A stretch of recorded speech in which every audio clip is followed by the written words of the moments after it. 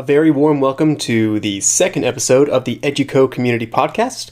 I'm your host, Colin Robertson.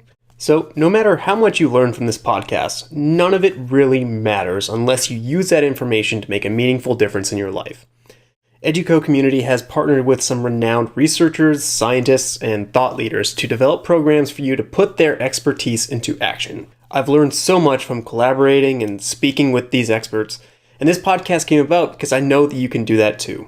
Today, I'm joined by Dr. Scott Geller. Dr. Geller is the Alumni Distinguished Professor at Virginia Tech and the Director of the Center of Applied Behavior Systems in the Department of Psychology. He is also a leader of the nationally renowned seminar, Actively Caring for Safety. His TED Talk, The Psychology of Self-Motivation, has been viewed by over 5.2 million people, including myself. And when I saw it, I loved all of the work that he was doing so much that I needed to get in touch with him. So without further ado, here's our conversation. All right, I'm talking today with Scott Geller. He is the expert behind Set SMARTS goals. Scott, how are you doing today? I'm doing fine, Colin. Been kind of under the weather these past 2 weeks, but my voice is coming back. Bear with me. All right, sounds great. So you've been a professor at Virginia Tech for decades now. So I'd love to know just a little bit more about your story, how you got into the field you're in right now, and how you've stuck with it so long, and kind of your career interests. Yes, this is my 49th year at Virginia Tech, and I'm convinced that applied psychology, or the applications of psychological science to make the world a better place, is what we need more of. Now, to add to that, my focus has been on applied behavioral science, namely applying the principles of behavioral technology to improve humanity, to improve human interactions. However, it's been my observation that some people don't like to believe that they are influenced by extrinsic or external factors, and they don't necessarily accept these principles. So recently I've decided, not recently, 20 plus years ago, that we need to connect with another area in psychology called humanism. So I've been calling now the approach that we've been writing about and researching and speaking about as humanistic behaviorism.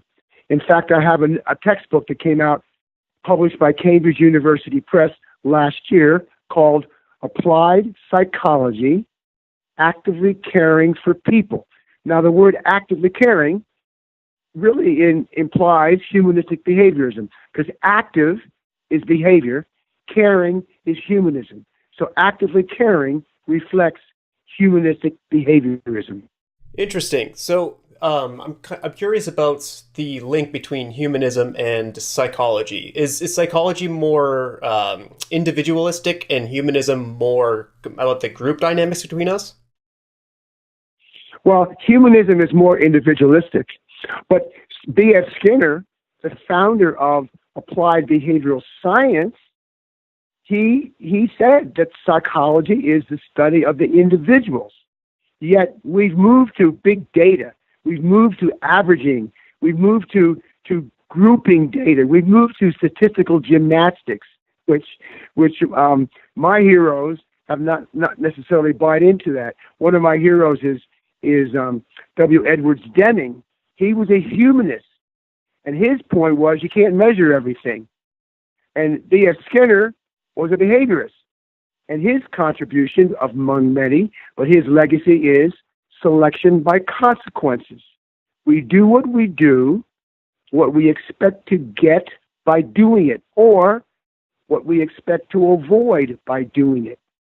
So again, those two principles, the basic principle of behavioral science is motivation by consequences, but we connect that to humanism, and now we are concerned with how do we get people to accept some of the basic principles of applied behavioral science. Interesting. So tell me a little bit more about your research in that area. How have you, or what have you found in trying to get people to accept some of those sciences you talked about? Well, our work most often has been in the field of safety. And we started a field called behavior-based safety or behavioral safety. And that is applying the principles of behavioral science and humanism to get workers to look out for each other with regard to safety. Wouldn't it be a better place if people were more interdependent? That is, looked out for each other instead of so independent, like nice guys finish last, got to blow your own horn, the squeaky wheel gets the grease. That's how we've been raised in our country. But Deming taught us that we need to look bigger. We need to become systems thinkers. We need to think about how each person can help the other person. We simply need to stick together and look out for each other. And that's what we've done in industry with something called behavior-based safety. Just quickly, imagine that workers come together and they developed a checklist of what is safe and what is unsafe or at risk at our workplace. So they developed together this list, call it a coaching list. And then they coach each other. That is, one worker will observe another worker with that checklist and check off what are they doing safely and what are they doing that's risky or that could be more safe. And the point is, we don't always know ourselves what we're doing that puts us at risk when it comes to safety. When it comes to other things too, we don't necessarily know that we are performing at an optimal level. That's why among the 7 principles I've come up with and been writing about is feedback. We need to be humble, to accept feedback, to have the courage to give others feedback. Behavior-based feedback, I mean to say, though. Feedback is behavior-based. What am I doing well? And where is there room for improvement? People need to have the humility to adjust their behavior as a result of receiving feedback. So, obviously, everyone kind of realizes that they need to take feedback and accept feedback and kind of learn through feedback. What are some of the main ways that you've seen that people have been able to accomplish that goal? Well, we use the acronym, simple acronym, COACH. The acronym COACH, the letters of COACH kind of say it all. The first letter is C, care. It starts with caring. I am only observing you to give you behavioral feedback because I care.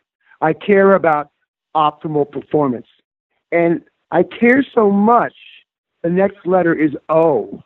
I'm willing, with your permission, to observe your behavior, to observe what you're doing. And then, while I'm observing, the next letter is A. I'm analyzing the situation to see what might be encouraging less than desirable behavior or at-risk behavior. And what might I change so to facilitate safe behavior or, again, broader than safety, more desirable behavior. The next letter in coaches is C. I need to communicate. But here's where humanism comes in. I'm not directly communicating. We call it non-directive, meaning I'm not going to tell you what to do. I'm going to ask more questions to find out where you're coming from. The big word in humanism is empathy. I want to understand where the other person is coming from. And then together, we can come up with an optimal strategy for making things better. And if I do that, if I communicate in a non-directive way, that is, ask more questions, then you will accept the advice that we come up with together. For example, suppose I fill out this checklist, and I've got a list of the safe and at-risk behaviors. In fact, I've got a formula. What's the percent safe behavior? Now, some of the folks using this checklist have misinterpreted what I've said. They've just taken that number and they call that their statistic. And that's not the way it should be. We need to simply show the person the checklist and say, this is what I found from my biased observations. Every observation is biased. We all bring our own past history to those situations. So let's talk about this, and let's talk about what we can do to make more safe behavior and less at-risk behavior. And the last letter of coach, by the way, colon, is help, H for help. If I do it right, I will help to make the situation better. I will facilitate more appropriate behavior or desirable behavior, and I will help to inhibit or to hold back less desirable behavior. I really like the idea of being able to combat our own biases simply by asking questions. Have you found that phenomenon in other areas of your research? Oh, absolutely. Again, one of the principles of humanism is that we all are unique. We all see the world differently. We can't assume that somebody else sees something the way you see it. In fact, we see this so much in politics these days, don't we?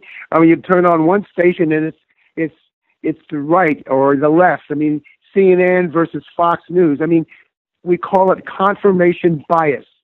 People see the world for what they want to see, and they reject information that is not consistent with their perspective. So knowing that, we have to be more open and more empathic when we listen to other people. If we could just do that, the world would be a better place, wouldn't it? Oh, absolutely. And I really like the idea that we can combat our own biases by simply asking questions. It's really hard to see where we're biased, but that is such a simple rule that people can follow to come out and overcome that confirmation bias. Exactly. Now, what we've just been talking about is common sense. And there are some people out there who believe that it's all about common sense. But it's not about common sense. It's about science. It's about evidence-based principles that have been shown to improve behavior and improve attitudes and improve interpersonal relationships. So again, we have our common sense. I have my common sense. And it's not necessarily science. And so the challenge we have is to bring the principles based on scientific evidence to the situation. But then, by listening and being empathic, help the person or help the group, help people accept those principles and apply them appropriately. So is the COACH acronym really a way for people to train their empathy towards one another and get more accomplished with each other? Well, again, the COACH acronym is a way to change or improve behavior. Simple as that. I mean, it's a way that we can apply our observations, apply feedback to a situation to improve behavior. But that's not all of our conversations. We have, for example, relationship conversations.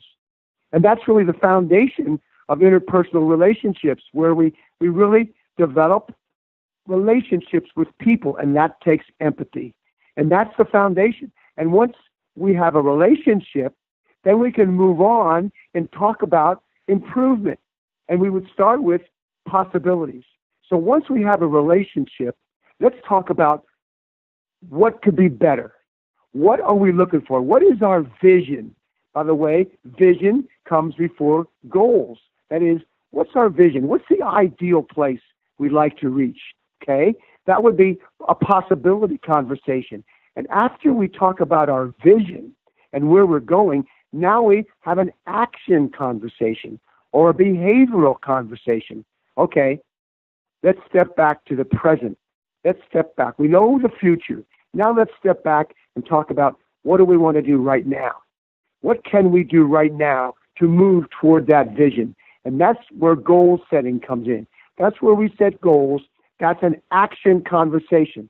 And by the way, after the action conversation, we have an opportunity conversation. That is, we talk about opportunities for putting our action or our goal setting to work, where we apply our goals. And then finally, the last level of conversation is a follow-up.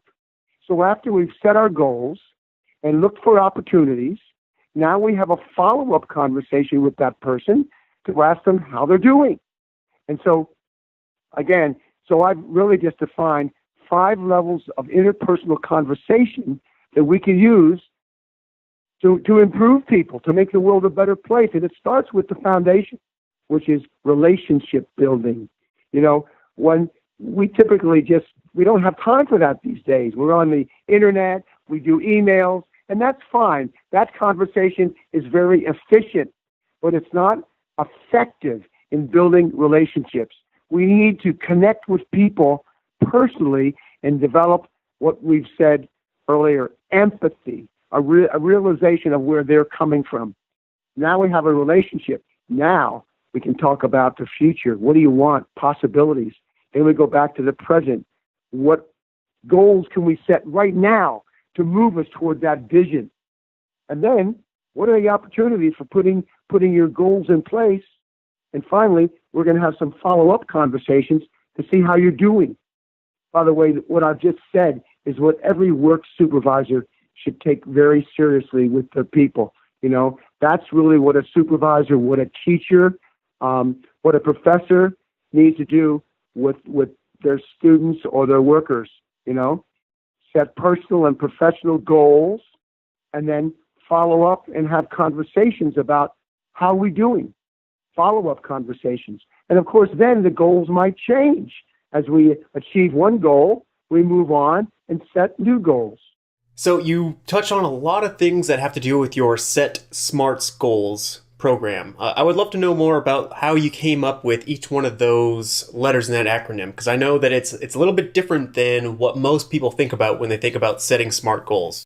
Oh, yes. I mean, like I say, I'm not the first one to come up with an acronym SMART to talk about goals. In fact, Zig Ziglar is very well known for his audio tapes on goal setting. But I have attached different words for the letters. Now, we all agree that the S stands for specific. Specifically, what are you going to do? That's a behavioral goal. What will you do as you work towards your vision? It's the M where there's a difference. When I say SMART goals to people in an audience, and what's the M stand for? They jump up and they shout, measurable. And I say, well, okay, but I want M to stand for motivational. Because when you set a goal, again, given Skinner's legacy to us is selection by consequences. When you set a goal, you need to realize what consequences will you receive if you achieve the goal.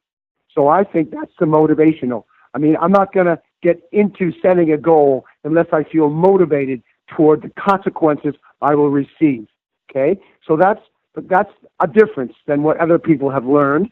And now the A is common. A is, I believe the goal is achievable, or another word is attainable. But I have to believe that I can reach this goal. Now, it's best if it's a stretch goal. I mean, it's not that simple, but I believe I can reach it. So, and then the R. For me, the R is relevant. The goal needs to be relevant for my vision. And then the T is trackable. Again, I don't need the M for measurable, because if I can track my progress, surely I can measure it. And then I add an S. I add an S for share. I need to share my goal with somebody. Tell somebody else about what your goal is, and they might help you be accountable. Now, let me say one thing about the three letters, the motivational, achievable, and relevant. I believe that goals should be empowering.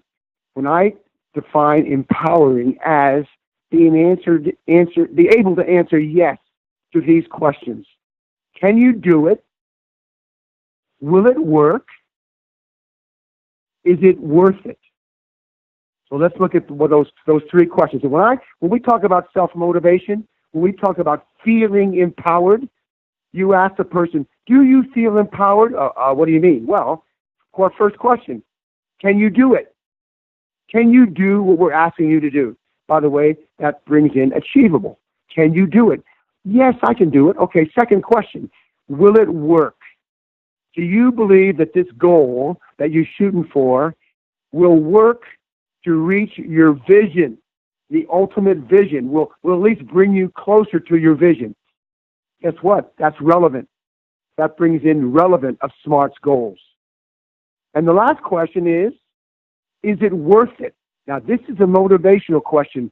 Is everything you're asking me to do, is it worth doing? And that's, of course, motivational.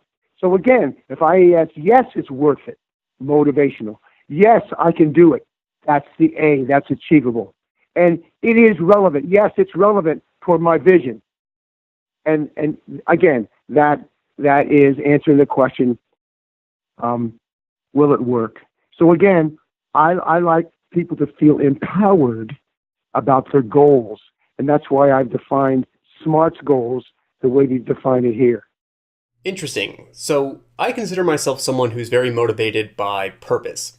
And when I think purpose, I think more about the long term, the bigger picture, rather than the immediate consequences I'm going to get. So would you see purpose as more of a relevant aspect of your framework, or where do you see it kind of fitting in here? Well, that's an interesting question. Purpose is so important. Purpose is the reason I haven't retired from Virginia Tech, yet I'm well beyond retirement age. Purpose, for me, connects more to vision.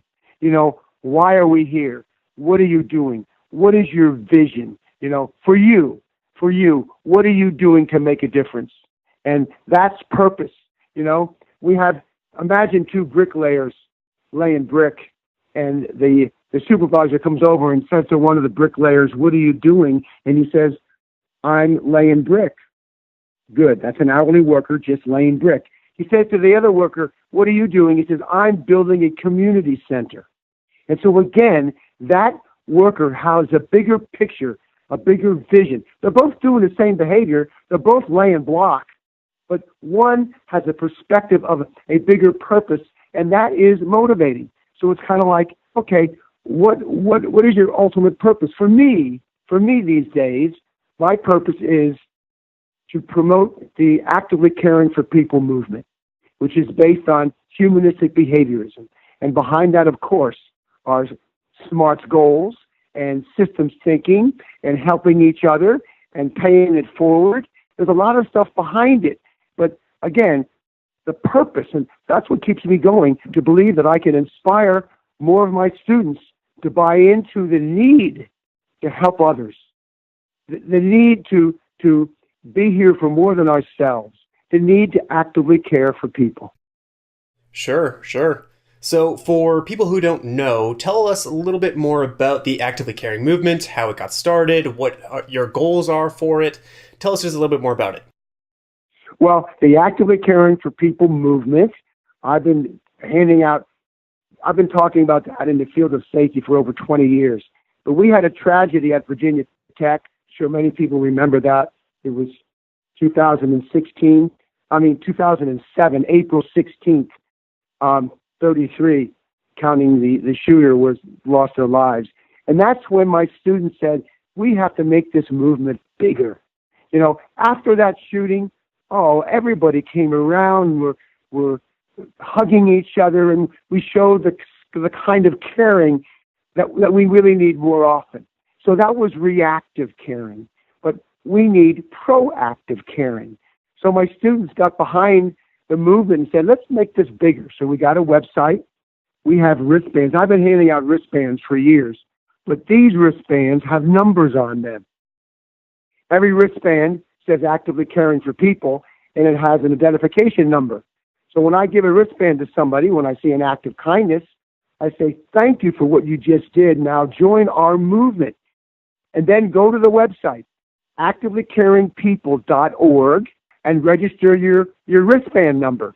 So they register their wristband number, and then, of course, the deal is to pass that wristband on to somebody else, and they register the number. And then you can see your wristband travel from Blacksburg, Virginia, to South Africa. And we've seen that happen. So it's about sharing stories of kindness, intentional acts of kindness. They're not random, they're intentional. We plan acts of kindness for others, and then we report the story and we pass it on. But it's all behind this basic notion of actively caring for people, which of course is founded on applied behavioral science and humanism. We have a workbook. We have a training manual for police officers. Now, police officers have blue wristbands, and they are also identified. They have their own website, activelycaringpolicing.org. And police officers, imagine, in the community are giving a blue wristband with an identification number to people in the community when they see acts of kindness. And then they are told, hey, this is for you. Join our movement. And report the story at our website, activelycaringpolicing.org. And so community policing is becoming a positive process where police officers are looking for kind acts, pro-social behavior, and then recognizing that. We also have a training manual for teachers. We have a training manual for safety professionals, and we've just completed one for parents.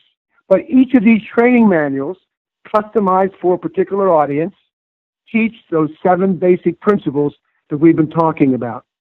That's great. Thanks for sharing. I mean, that really brought up a great example in my own life, because I live down in Florida and I saw a lot of the reactive caring that you talked about in your description there.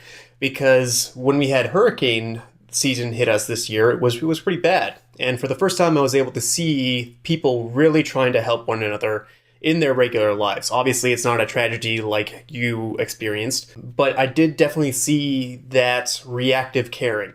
So if I were, now it's not hurricane season anymore, so me being a regular person and I want to create that same experience and be more actively caring, how can I get involved? We have some people you can purchase wristbands, because I give at least one out every day, but you can purchase wristbands and then you become a disseminator of the wristbands. You go to the website and you can purchase wristbands there. We don't need wristbands. It's just the idea of thanking people, recognizing people for their kind, pro-social acts. I mean, in this country, we think it's click it or ticket. We think that the way you change behavior is to pass a law and enforce it. That is the efficient way to change behavior, but it's certainly not the most effective way. The most effective way to improve behavior, positive consequences. And that's our first lesson. That's the first principle of each of our books, is to employ more positive consequences to improve behavior. And of course, that's based on science. We know that's the case. Not only is behavior improved, but attitude is improved and buy-in is improved. So that's the first principle.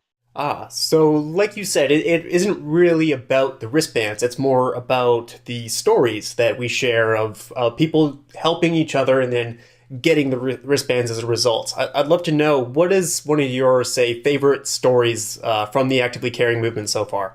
Well, here's a particular story. My bank teller told me this story. She said, Dr. Geller, I know about your movement. I have to tell you a story. I was at Panera, and I was on the phone, and I was not having a pleasant conversation on the telephone with an individual, but and people around me could hear that I was not happy. So I got up to make my order, and the guy said, "Hey, you're not having a good day. I'd like to buy your meal. So this meal is for you." And she said, "Wow." And she said, "I need to give you an Actively Caring for People wristband." And she's reaching in her purse to get the wristband that I had given her the other day. And the guy said, "No worry, I already have one. I got the wristband from somebody else." So that's the kind of story where it shows that, it's spreading. It's spreading on our campus. We have an Actively Caring for People club, for example, and they come up with acts of kindness that they can do on campus. Like, for example, recognize a professor for a change after a lecture. Have flowers or candy bars. Just a simple act of kindness that brings the attention to the positive things that people do, and we recognize that. Yeah, and there are many other stories like that, but that's one that thrilled me because I got it secondhand. If somebody was telling me about the story, and the guy said, I held up his hand, I already got a wristband. Oh man, that's great. I mean, as someone who is trying to start my own movement, it must be so gratifying to be able to hear that your movement is spreading in that way. That not only did that guy do something nice, but he might have done it because he got that wristband the first time. I mean, that must be so rewarding for you. Oh, yeah. And by the way, here's one more quick one. This is how this started several years ago. This is why we put numbers on the wristbands. One of my students was at LSU at a leadership conference, and he was telling another student about the movement. This was like 5 years ago, telling us about the movement. And after he got finished, the lady said to him, well, let me tell you a story. I was riding the metro in Washington, D.C., and I was sitting across from a man who did not look very happy. Now, I know that when you ride the metro, you don't talk to people. You just ride. But I looked across. He looked so unhappy, and all I said to him is, are you okay? And he said, no. I just had the worst day of my life. And he proceeds to explain to her his day. And she just listens as she discussed with empathy, with emotion. In fact, she claimed that she got teary-eyed hearing his story. And then she said, wow. It's all she said after the listening. She said, Mike, stop is coming up. I'm going to have to leave it. He said, wait a minute before you go. And he took a green wristband off his wrist. And he said, this wristband says actively caring for people. And I want you to have this because you just cared for me more than anyone else has all year long, just because he listened. And of course, when we heard that story, we said, where did he get that wristband? And so that's when we decided to put numbers on them, because I've been giving these wristbands out for many years before that. But that's when we said, well, let's track this. Wouldn't it be nice to know where did he get that wristband and what did he do to receive the wristband? So anyway, that's how the numbering system started about 5 years ago. That's great. I mean, there's so many things to unpack with that story. I mean, maybe that guy wouldn't have had the strength to be so vulnerable with a complete stranger if he hadn't done whatever he did in order to get that wristband in the first place. He was obviously kind to another stranger, and then was more willing to be openness to the kindness of this particular stranger. Absolutely, but also because she was receptive, you know? I mean, we're often not seemingly receptive. Our body language doesn't indicate that we really want to hear from somebody else. But she was clearly receptive, you know? And so, again, there's a lot of dynamics that go on in a personal relationship or a personal interaction, and it's more than just an email. That's why people say that our social skills are on the decrease, are waning, because we're so focused on emails and not interpersonal conversation. But that's another story. Yeah, that's another thing that we're going to have to learn how to unpack as a society is you can have those empathetic moments with a stranger in person, but not necessarily, over the phone or in email or, Facebook or whatever. Have you done any research on, how communication leads to empathy or anything like that? I haven't done it myself, but there has been research done and people have written about it. But I can tell you as a professor, I've seen comments on teaching evaluation forms that are more negative, more nasty than ever before. It's like because of this email, and because I can be anonymous, I can just say whatever I want to say. And so I've definitely seen that. I've seen the climate, even at our university, change dramatically with the total focus on emails.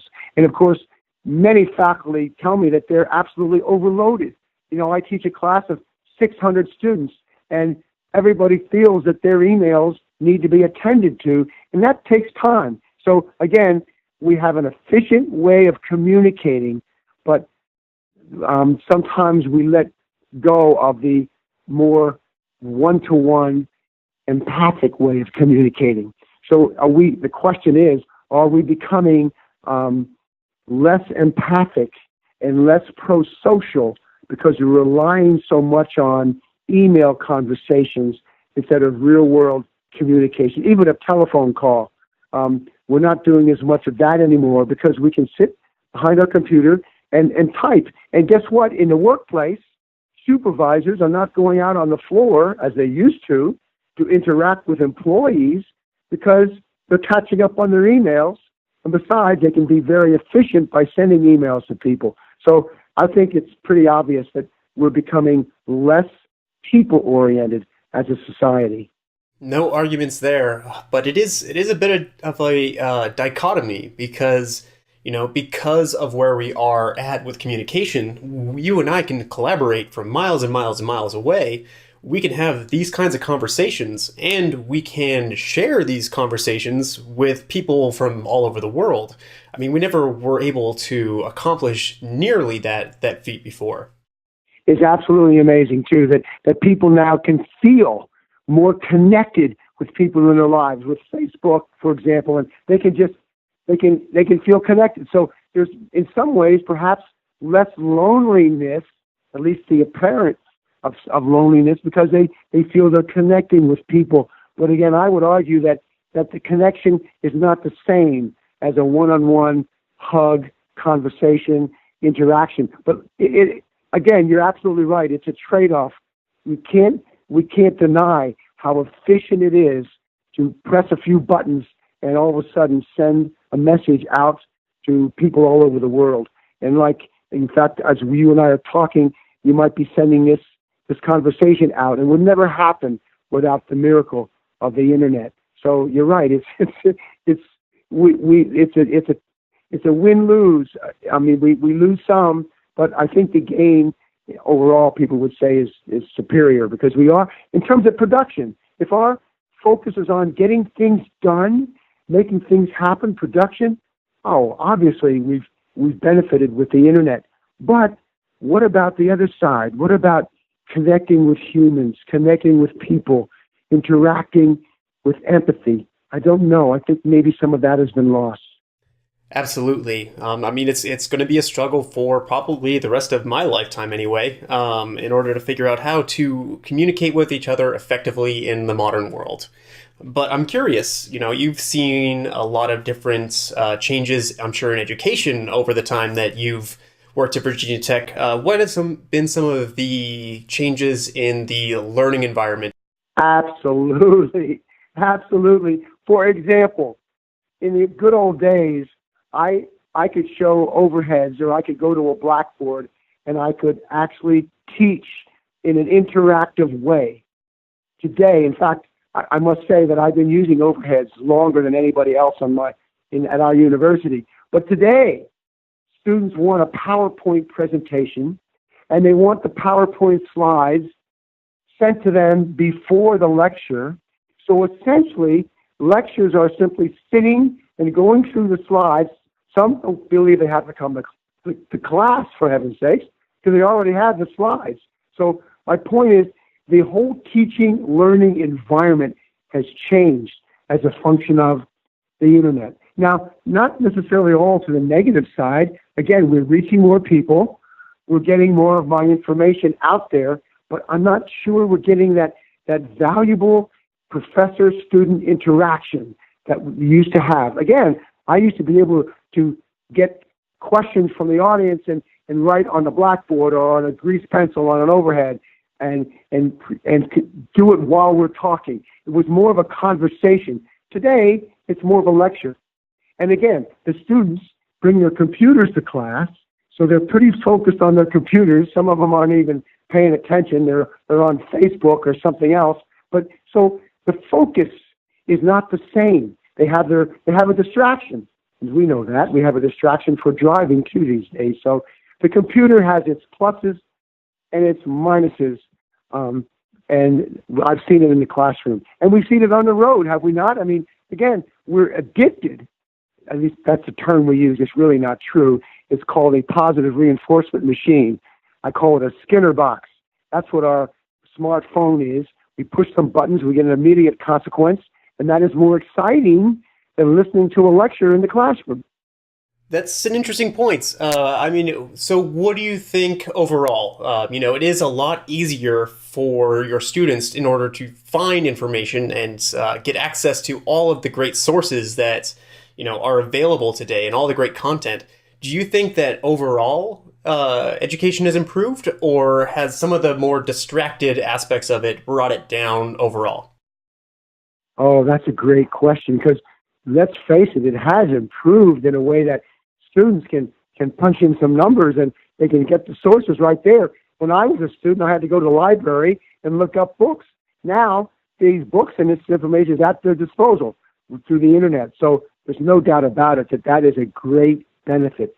But again, I have to wonder, if I don't have to work too hard for it, am I retaining it? Of course, that's a big issue. There is some data that suggests that people retain information more if they write down the notes, scribble with their own handwriting instead of typing it on a computer.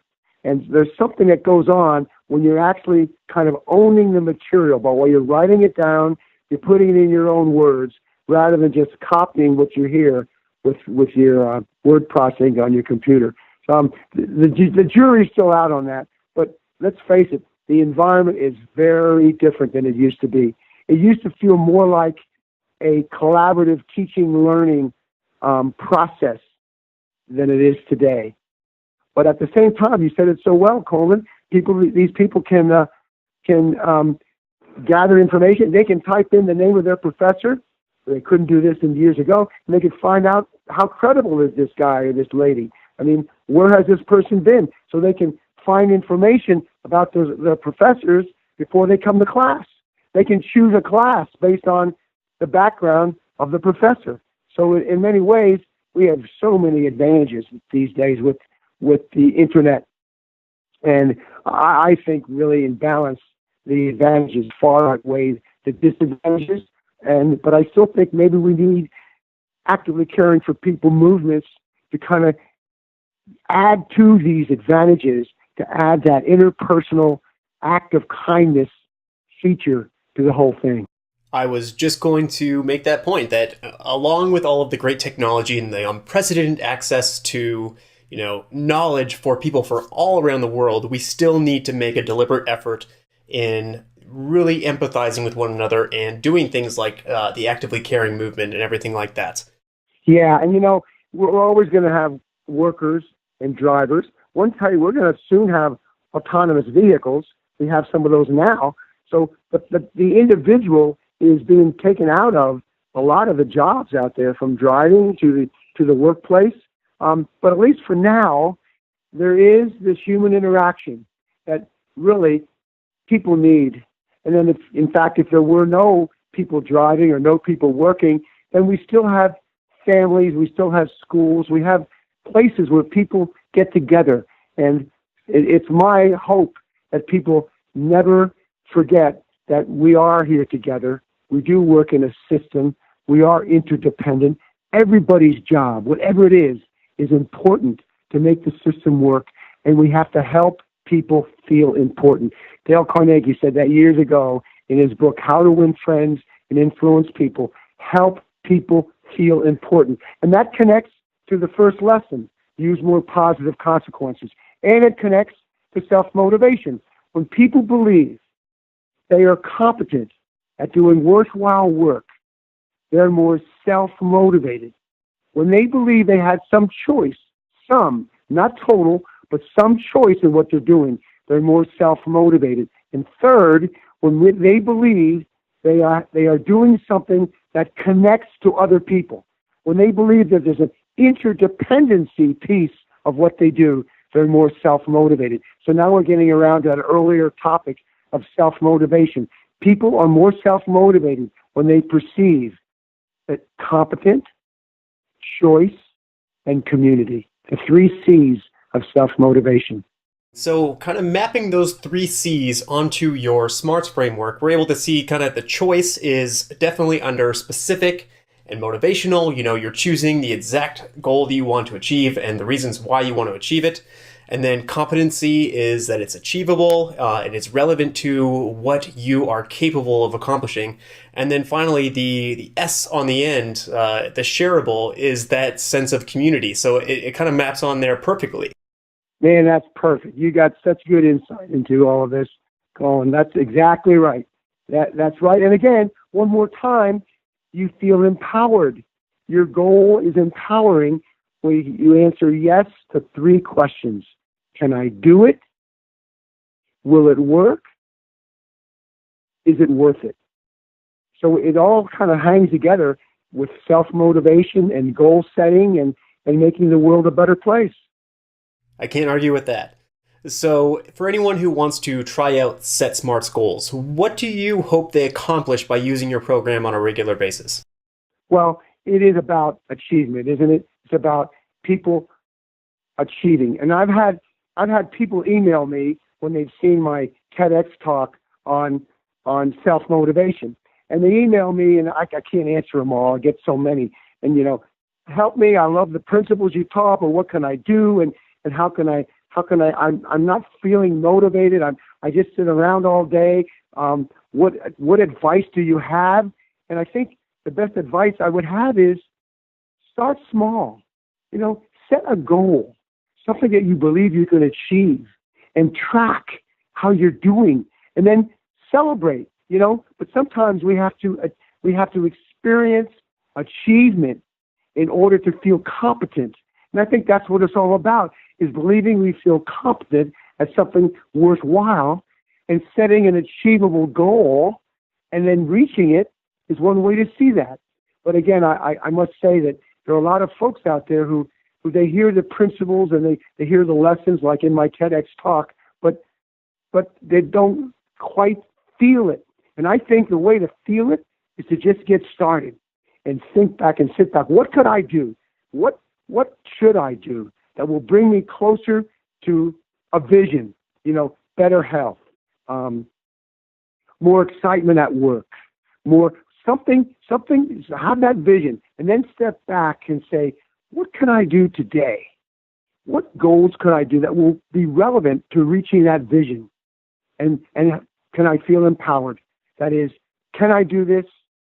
Will it work? Get it close to the vision? And finally, can I track my progress to show that clearly it's worth it? I'm motivated. So it's like we need to be trained to do the right thing. We need to be educated to realize that what I'm doing will help me reach my vision. And we need to be motivated, believing that it's worthwhile. All this is worth it. And it is. It is. And then we reach that one goal and we set another one and we move on. And I think that's the way to get us off the couch and get us doing something and tracking it. I mean, I try to exercise every day, but I track it on the calendar. I track what I've done. And I look and I see I didn't do as much as I did yesterday, because these days I've been under the weather. So, and I track it, and then I can talk to myself about, what do I do better and how can I improve? But that's just one area. Same with other things that I need to do. I set goals to make it happen. Yeah, and now we actually have a program for people to take action on your advice so that they can feel it and they can see the results for themselves, start small, and achieve the bigger goals that they hope to achieve. I hope so. Colin. All right, Scott, I won't take up any more of your time today. I thank you very much for taking the time to speak with me, and I wish you a happy holidays. Thank you, my friend. Talk to you later. Have a nice holiday. Thank you very much for listening to my conversation with Dr. Geller. If you are looking for more resources on how you can take action on Dr. Geller's advice, be sure to check out his program on educocommunity.com or check out his TED Talk titled The Psychology of Self-Motivation. You can also check out his website, activelycaringforpeople.org. That is ac4p.org. Be sure to subscribe to the Educo Community podcast and join us next week when I speak with Shauna Shapiro about her daily mindfulness journal.